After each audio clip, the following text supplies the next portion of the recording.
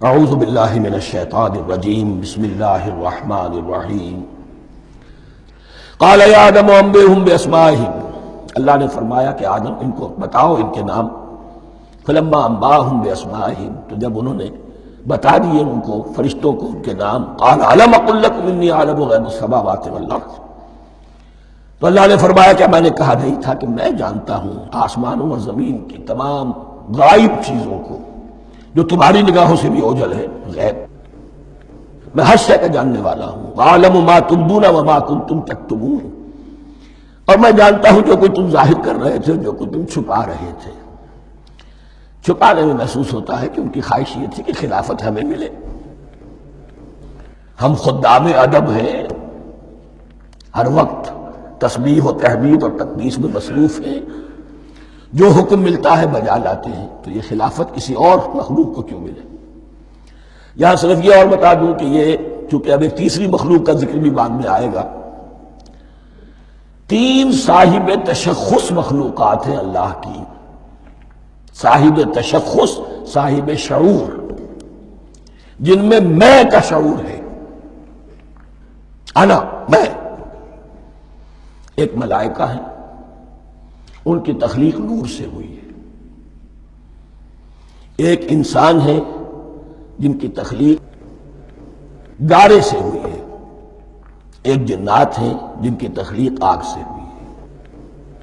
باقی حیوانات ہیں، ان میں شعور تو ہے، خود شعور ہی نہیں ہے. Self consciousness, there is a world of difference between consciousness and self consciousness. انسان جب دیکھتا ہے تو اس کو یہ بھی معلوم ہے میں دیکھ رہا ہوں. کتا بلہ دیکھتا ہے، اسے یہ اندازہ نہیں ہوتا کہ میں دیکھ رہا ہوں. دیکھنے کا ایک نتیجہ ہے جو نکل آتا ہے، لیکن میں کا وجود نہیں ہے.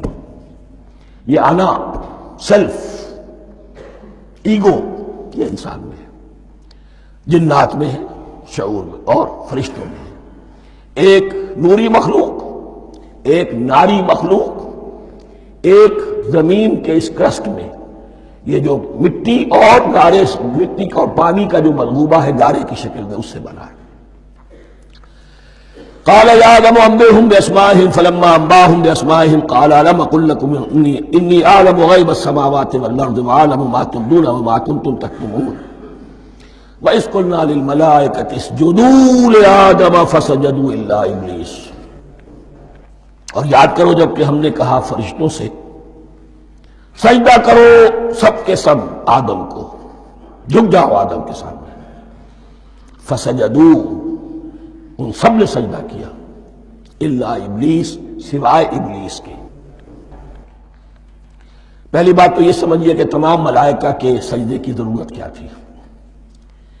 کیا یہ صرف تعظیماً تھا؟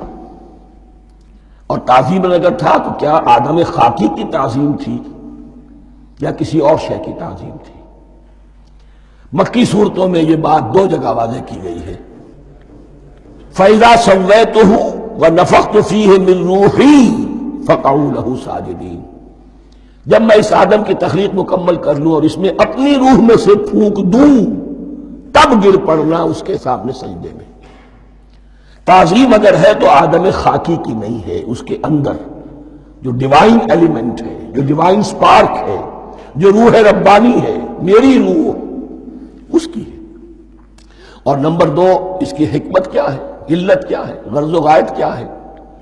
جیسا کہ میں نے عرض کیا، اس کائنات کی اس حکومت کے کارندے تو وہ ہیں. خلیفہ بنایا جا رہا انسان کو، جب تک یہ ساری سول سروس اس کے تابع نہ ہو خلافت کیسے کرے گا؟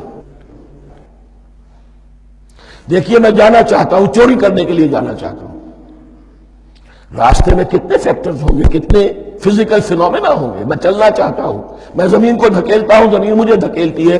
زمین مجھے نہ دھکیلے تو میں کیسے چلوں گا؟ یہ پوری کائنات جو ہے، یہ جب ہم کو ارادہ کرتے ہیں اور کوئی فعل کرتے ہیں تو اس فعل کے پورے ہونے میں، اس کے ظہور میں نہ معلوم کون کون سے ایلیمنٹس ہیں، کون کون سی فورسز آف دی نیچر ہیں جو ہمارے ساتھ موافقت کرتی ہے تو ہم وہ کام کر سکتے ہیں. اور ان سب پر فرشتے مامور ہیں، ہر ایک کی اپنی ڈومین ہے. اگر وہ تابع نہ ہوں تو خلافت کی کوئی معنی نہیں. خلافت دی گئی ہے، یہ ادھر جانا چاہتا ہے جانے دو، یہ نماز کے لیے مسجد میں جانا چاہتا ہے جانے دو، یہ چوری کے لیے نکلا ہے نکلنے دو، اس لیے کہ اس کو جو اختیار دیا گیا ہے اس کے اختیار کے استعمال میں یہ تمام جو قوتیں ہیں وہ اس کے ساتھ موافقت کرتی ہیں، تب اس کا کوئی ارادہ وہ اچھا ہو یا برا وہ پایہ تکمیل کو پہنچ سکتا ہے۔ یہ گویا کہ سبارڈینیشن اس کے لیے سمبل کہ تمام فرشتوں کو جھکا دیا گیا۔ البتہ اس آیت میں ایک مغالطہ پیدا ہوتا ہے، الا ابلیس، سوائے ابلیس کے۔ مغالطہ یہ پیدا ہوتا ہے کہ شاید وہ بھی فرشتہ تھا، اس لیے کہ حکم تو فرشتوں کو دیا گیا تھا۔ پھر نوٹ کیجئے اس سے پہلے، بہت پہلے سورہ کہف نازل ہو چکی ہے، اور سورہ کہف میں فرما دیا گیا ہے کان من الجن ففسق عن امر ربی، وہ جن تھا پس اس نے سرکشی کی اپنے رب کے حکم سے۔ فرشتے کی شان یہ نہیں ہے، وہ اللہ کے کسی حکم کی سرتابی نہیں کرتا۔ لا یعصون اللہ ما امرہم ویفعلون ما یؤمرون، وہ اللہ کے کسی حکم کی نافرمانی نہیں کرتے اور جو حکم ملتا ہے بجا لاتے ہیں۔ یہ جنات کے اندر اختیار تھا، جیسے اختیار انسانوں کو دیا گیا ہے۔ جنات میں نیک بھی ہیں بد بھی ہیں، اعلیٰ بھی ہیں ادنا بھی ہیں، جیسے انسانوں میں۔ لیکن یہ عزازیل جو جن تھا علم اور عبادت دونوں کے اعتبار سے بہت بلند ہو گیا تھا، اور یہ فرشتوں کا یوں سمجھیے کہ ہم نشین، فرشتوں کے ساتھ اس طور سے شامل، جیسے بہت سے انسان بھی اگر اپنی بندگی میں، زہد میں، عبادت میں، نیکی میں ترقی کرے تو ان کا ملائے اعلیٰ کے ساتھ، عالم ارواح کے ساتھ، عالم ملائکہ کے ساتھ ایک رابطہ قائم ہوتا ہے۔ اسی طریقے سے وہ جو عزازیل تھا جن ہونے کے باوجود اپنی نیکی، عبادت، پارسائی اور اپنے علم میں فرشتوں سے بہت آگے تھا، اس لیے معلم الملکوت کی شکل اختیار کر چکا تھا۔ اس کو اپنی زون تھا، یہ بات جیسا کہ میں نے عرض کیا 7 مرتبہ قرآن میں یہ بات آئی ہے، قصہ ابلیس و آدم، کہ فرشتوں کو حکم ہوا کہ سجدہ کرو، سب جھک گئے، ابلیس نے سجدے سے انکار کر دیا 7 مرتبہ۔ یہ 7ویں مرتبہ ہے جو ہم پڑھ رہے ہیں، مصحف میں پہلی مرتبہ آ رہا ہے، ترتیب نزول میں 7ویں مرتبہ آ رہا ہے۔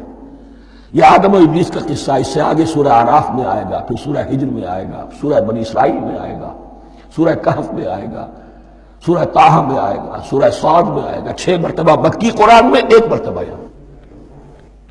تو یہاں اشارہ نہیں کیا، اس لیے مغالطہ ہو سکتا ہے، لیکن یہ کہ سورہ کہف میں آپ کو بتا چکا ہوں کان من الجن ففسق عن امر ربی، اس نے اپنے رب کے حکم سے سرتابی۔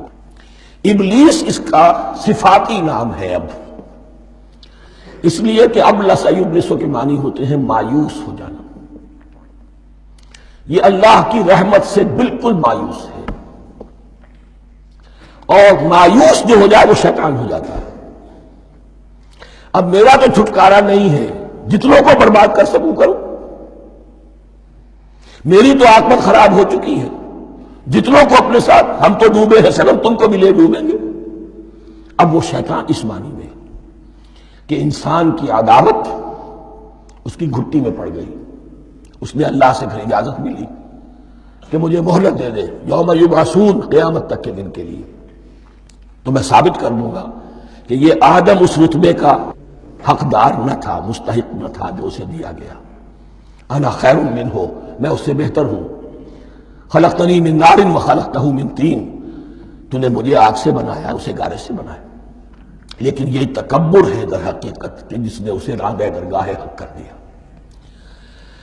وَإِذْ قُلْنَا لِلْمَلَائِكَةِ اسْجُدُوا لِآدَمَ فَسَجَدُوا إِلَّا إِبْلِيسَ أَبَىٰ وَاسْتَكْبَرَ، ابا اس نے انکار کیا، واستكبر اور تکبر کیا، استکبار کیا، وَكَانَ مِنَ الْكَافِرِينَ۔ کانا عربی زبان میں 2 طرح کا ہوتا ہے، تامہ، ناقصہ۔ ایک معنی یہ ہو سکتے ہیں کہ ہو گیا، اب اپنے اس استکبار اور انکار کی وجہ سے کانا من الکافرین، وہ کافروں میں سے ہو گیا۔ ایک کانا تامہ ہوتا تھا ہی کافروں میں سے، یعنی اس کے اندر سرکشی چھپی ہوئی تھی، اب ظاہر ہو گئی۔ یہ معاملہ ہوتا ہے، کسی شخص کی بدنیتی اس کے اوپر پردے پڑے رہتے ہیں نیکی کے، زہد کے، کسی خاص وقت میں آ کر وہ ننگا ہو جاتا ہے، اور جو اس کے اندر تھا اصل اس کی حقیقت وہ سامنے آ جاتی ہے، اس کا امکان ہے۔ تو دونوں معنی اس کے ہو سکتے ہیں۔ صدق اللہ العظیم۔